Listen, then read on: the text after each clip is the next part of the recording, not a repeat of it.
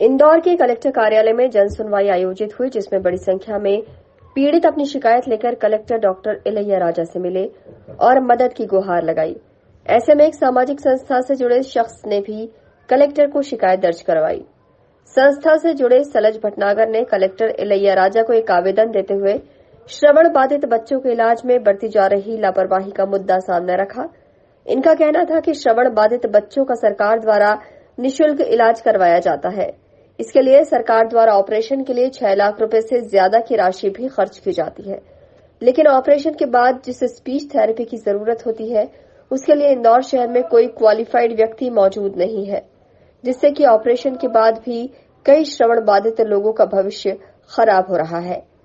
सलज भटनागर ने कलेक्टर इलैया राजा से दिव्यांगों के इलाज के लिए एक गाइडलाइन बनाने और इसकी मॉनिटरिंग करने के लिए किसी व्यक्ति की नियुक्ति करने की मांग की है। ये है जो श्रवण बाधित बच्चे होते हैं उनको ट्रीटमेंट करने वाले स्पीच एंड हियरिंग प्रोफेशनल्स जो RCI से पास होते हैं वही करना चाहिए। मगर अपने सिटी के अंदर ये देखा गया है कि नॉन प्रोफेशनल जो क्वालिफाइड नहीं है बच्चों को थेरेपी देते हैं और उनकी जीवन को नष्ट कर रहे हैं। शुरुआत में ये संख्या बहुत कम थी, समय के बाद हम देख रहे हैं कि वो संख्या बढ़ती चली जा रही है। इसके ऊपर कोई रोक नहीं है। श्रवण यंत्र जो मिलता है उसकी भी क्योंकि उसमें ना टैक्स लगता है ना GST है, उसमें भी मनमानी दाम पेशेंट को से लिया जाता है और उनको फिर उसके बाद सर्विसेज नहीं मिलती। तो मेरा आवेदन ये था कलेक्टर साहब के पास कि इसको रोकने के लिए या इसको गाइडलाइंस बनाएं ताकि हम गलत चीज़ों को रोक सके। बच्चों को जो दिव्यांग बच्चे हैं बधिर, उनको सही ट्रीटमेंट सही प्रोफेशनल से हो तो उनमें जीवन में बहुत फ़र्क आ सकता है।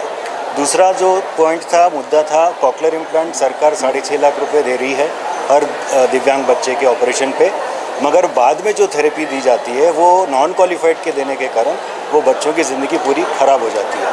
अब हमारे पास ऐसे बच्चे बहुत से हैं जो सही थेरेपी सही क्वालिफाइड के पास से लेके इंजीनियर बन चुके हैं, कोई कॉलेज जा रहा है, कोई स्कूल जा रहा है, मगर वो लोग जिन्होंने गलत जगह पर चले गए अनफॉर्चुनेटली उन बच्चों का जीवन बिल्कुल ख़त्म हो गया। डॉक्टर साहब ने इसके बारे में पूरी रूपरेखा बना के देने के लिए कहा है और कहा है ये मेरे संज्ञान में आया है और इसकी हम पॉलिसी बनाएंगे।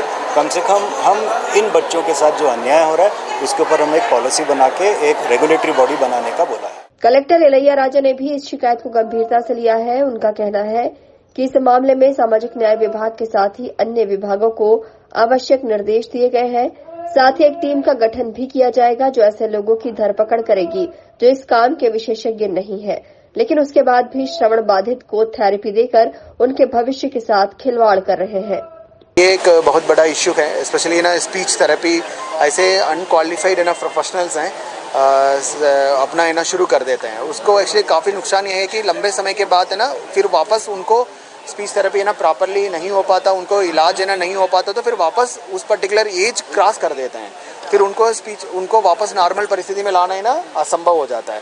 तो ये डेफिनेटली इसके ऊपर नियंत्रण रखने का जरूरत है। इसको हम लोग है ना कॉन्फिडेंशियली भी इन्फॉर्मेशन मिल रहा है, सामाजिक न्याय विभाग का भी डायरेक्शन दिया है।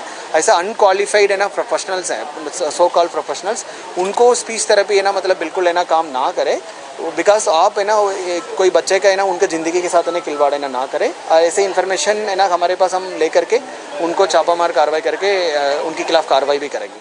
अब देखना होगा कि कलेक्टर इलैया राजा की सख्ती के बाद इस मामले में कब तक कार्रवाई शुरू होती है। Bureau report, INN news, Indore.